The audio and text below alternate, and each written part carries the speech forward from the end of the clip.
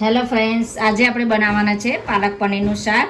એના માટે આપણે બહાર જે રેસ્ટોરન્ટમાં મળે છે એવું જ એક ટેસ્ટી એવું બનાવવાના છે. એના માટે આપણે અહીંયા 2 પાલકની જોડી લીધી છે, 2 ડુંગળી લીધી છે, 2 ટામેટાં લીધા છે, 2 મરચાં લીધા છે અને 10થી 15 લસણની કળી લીધી છે અને એક આપણે આદુનો ટુકડો લીધો છે.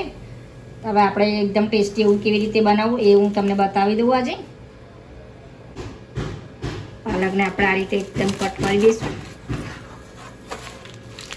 આવી રીતે મોટું મોટું સમારવાનું છે, બાફવાનું હોય છે એટલે આપણે મોટું મોટું સમારી દેવાનું છે. આ જોડી પણ આપણે આ રીતે જ કટ કરી દઈશું.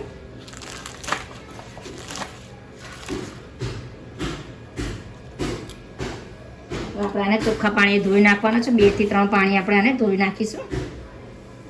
આપણે જે આ સામગ્રી બધી લીધી છે એને આપણે મિક્સરમાં ક્રશ કરવાની છે, એકદમ ગ્રેવી કરી નાખવાની છે, પછી જ આપણે એને વઘાર કરવાનો છે. આપણે અહીંયા કુકરમાં પાણી મૂકી દીધું છે. પાણી આપણે 1 ગ્લાસ જેટલું જ લેવાનું છે. હવે આપણે પાલકને ધોઈ નાખ્યું છે ચોખ્ખા પાણી. હવે આપણે એની અંદર ઉમેરી દઈશું. આમાં 2 થી 3 વિસલ જ વગાડવાની હોય છે. બફાઈ જાય પાછી આપણે આગળની પ્રોસેસ કરવાની છે.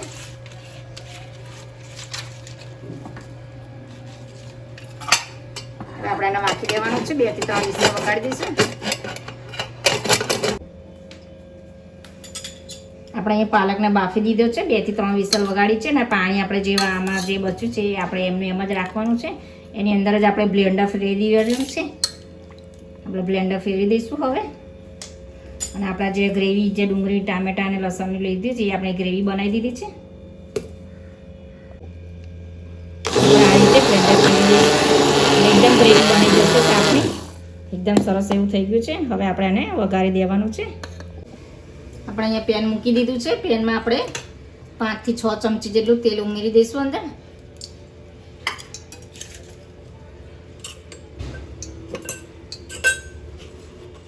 એક ટેબલ સ્પૂન જેટલું આપણે જીરું ઉમેરી દઈશું અંદર.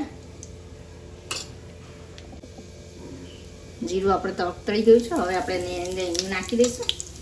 અને જે આપણે જે ગ્રેવી બનાવી હતી એ આપણે એની અંદર એડ કરી દેવાની છે.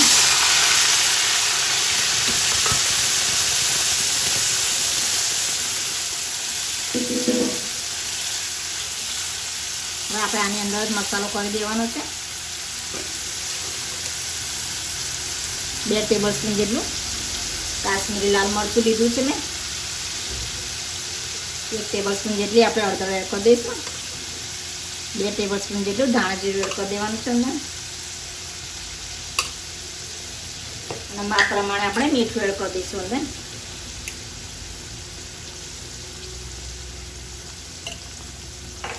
આપણે આ બધું મિક્સ કરી દેવાનું. જ્યારે તેલ છૂટે પછી જ આપણે એની અંદર એ પાલકની ગ્રેવી જે બનાવી છે એ અંદર ઉમેરી દેવાની છે.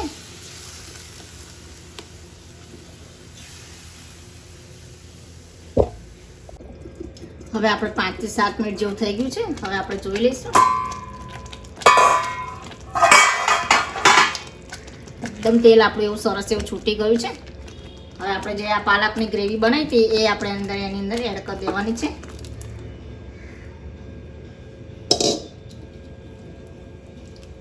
બધું જ મિક્સ કરી દેવાનું છે.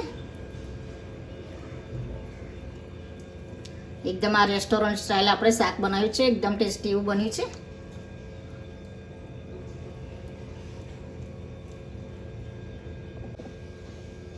આમાં પાણી બિલકુલ ઉમેરવાનું આવતું નહીં. જે આપણે પાલકમાં બાફતી વખતે જે ઉમેર્યું હતું એ જ પાણી આપણે એની અંદર જ વઘાર્યું છે. પાણી આમાં બિલકુલ ઉમેરવાનું હોતું નથી. આ રીતે ઘટ એકદમ ગ્રેવી હોવી જોઈએ.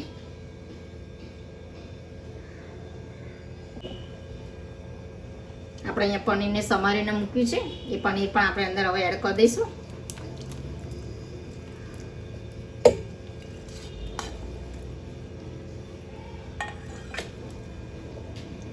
ગેસની ફ્લેમ હવે આપણે ઓફ કરી દેવાની છે.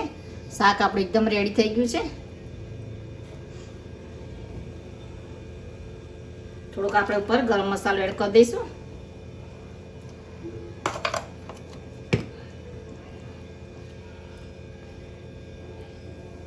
હવે આપણે ગેસને ઓફ કરી દઈશું.